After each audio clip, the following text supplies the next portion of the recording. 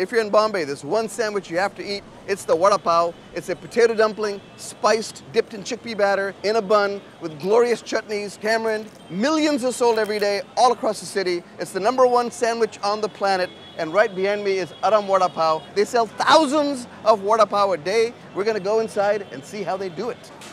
Let's get into the kitchen. All of this is happening in less than 100 square feet. They're making the vadas over in the corner. Come on, let's take a look at what Chef Chetan's doing over here. So these are the actual vadas. This is potato that's been boiled and then spiced with popped mustard seeds, curry leaves, green chilies, ginger, and a little bit of hing, asafoetida. It's the resin from this plant. And it's a very simple recipe. It isn't heavily masala-fied because the magic happens when he dips it in the pakora batter. The batter itself is also seasoned with salt. It's made with chickpea flour, and it's essentially got probably a hint of turmeric and a little bit of hing in it. Then it's deep fried. This has to be done by hand. There's absolutely no other way to do it. And he's perfected his technique. The ball's getting tossed from one hand to the other. A quick dunk in the batter. The batter's got to be at the perfect texture, not too thick, not too thin, a little bit thicker than pancake batter, and then dunk it in the oil in such a way so that it doesn't sink to the bottom and stays floating at the top. It's set to roughly 200 degrees Celsius is what I can see on the front. His range is between 200 and 250. That's almost 400 degrees Fahrenheit, extremely hot, because remember, he doesn't have to worry about cooking the inside. He just has to make sure that the outside gets golden and crispy and fast. There's 36 of the vadas in a tray, and he gets 55 in it at one time. So it's a practice motion where he's flinging a vada from one hand to the other, giving it a quick roll, and dropping it into the oil. It's rolling off his fingertips. Think of Michael Jordan making that final shot in Game 6 against Utah. The ball's just rolling off his fingertips. It's really amazing. I mean, there's no difference in craftsmanship and trade. It's just practice, timing, experience. He comes from his village every week to do this, Monday through Friday, and then the weekend he goes back to the village. He is the Vada Pav specialist at Aram Vada Pav. So he's going to get 55 in there. It'll take about 2 to 3 minutes. It'll get in that tray, and it'll start immediately all over again. I just did the math real quickly. If he's doing 55 every 3 minutes, he's doing approximately 1,000 an hour. Separate from the oil, he's collecting what we call the bundi, the little crunchy bits that drip off the batter into the oil, and those are going to be part of the sandwich also. So you can ask for extra on the sandwich, the bundi, the chura, so that you get that beautiful, nice crunch when you take a bite of the sandwich. This red garlic chutney is the smell of Maharashtra to me. Tiny little baby garlic, sometimes fried, sometimes dried in the sun. Peanuts, red chilies, obviously dried red chilies, salt, and then the chura. This stuff is crumbled up and put into it.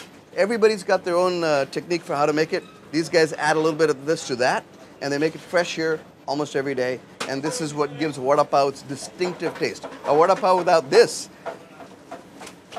I mean, take a look at that hole in the window here. This is where it goes. Then up front are the maestros doing the sandwich assembly. So this entire operation, 99% of the vadas are going through that tiny hole in the wall to serve the hundreds of people gathered outside. Let me show you the other side of the window. Right back here. Chetan, how are you? This is where the food comes out, the vadas come out. They go straight into the bucket over here. You got 2 assembly stations. One on the right, one on the left. Take a look at the crowd outside. They're wondering what I'm doing in here. They just want their Vada Pav. They're ready to go. Once the bun's open, the green chutney is spooned under the top and smeared with a spoon. Then they sprinkle the garlic red chutney, which is dry, onto the bottom so it sticks to the chutney and doesn't fall out. The sweet chutney is squirted onto the bottom from a squeeze bottle. Vada stuffed on the inside, and then the fried green chili is stuck on top. Handed to you on a piece of wax paper if you're going to eat it here, or wrapped up if you're going to take it to go. We're not even in any kind of meal rush. It's just a random time in the afternoon. In about an hour, people start emptying out of offices, but then I can't imagine what this looks like at 8 p.m. as folks decide that what they were craving for dinner, what they were hankering for, was a Vada Pav. We're on the street, literally. Everywhere around me, people are eating the Vada Pav standing on the street. I mean, this is the definition of street food. The Vada Pav is to Mumbai what the slice of pizza is in New York City. I mean, it defines Bombay. During the Civil War in America, when cotton production plunged, the cotton mills in Bombay went into overdrive so that they could supply cotton to the rest of the world. Suddenly, factory workers were coming out at all odd hours of the day, and they needed to eat. So the enterprising street cart vendors figured out how to make on-the-fly dishes on a tiny little hawker stand. So they'd go to the bakeries that were run by the Portuguese. They were baking this roll called pau, which is the Portuguese word for bread. And they put together these stomach-filling meals that could be done in bread with vegetables so that it would basically appeal to everybody. And that's sort of the origin of the Vada Pav and many of the other pav dishes. I'm salivating. I've been waiting for this moment for 3 days. Ek Vada Pav. Aur chutney acha dal na? Thank you. 25 rupees. This is insane. I mean, that's a quarter. So I got my coupon, and luckily there seems to be a longer line right now than folks picking up the vada, so I got a break here. Just got to shove this in his face and get his attention. Can't be shy. You got to be aggressive. You got to move in. If I stand here and wait for people, I'll be going further back every second. Here we go. Get right in there. Chutney and sadana, please. And there's my green chili. Let's walk with this bad boy. I can't wait. This is a love story to Mumbai. I mean, it is, we've got the green chutney on the top, the vada itself. On the bottom, we got the tamarind chutney, the sweet chutney as they call it, meetha chutney, mixed in with some of that red chili, garlic, peanut chutney, and of course the spicy fried chili on top, so you get a little bit of heat. I mean,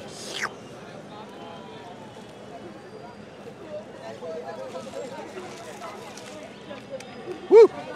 I can't even describe what's happening in my mouth right now. The bread is so soft, it literally just tears apart. And then you hit the crunch of the pakora batter on the outside.